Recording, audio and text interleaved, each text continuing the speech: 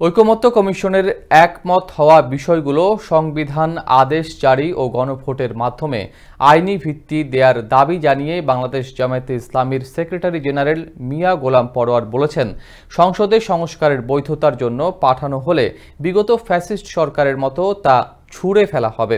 পাশাপাশি পিআর পদ্ধতি ছাড়া নির্বাচন হলে দেশে পুনরায় ফ্যাসিবাদ জন্ম নেবে এমন মন্তব্য করেছেন বাংলাদেশ জামায়াতে ইসলামীর সেক্রেটারি জেনারেল মিয়া গোলাম পরোয়ার।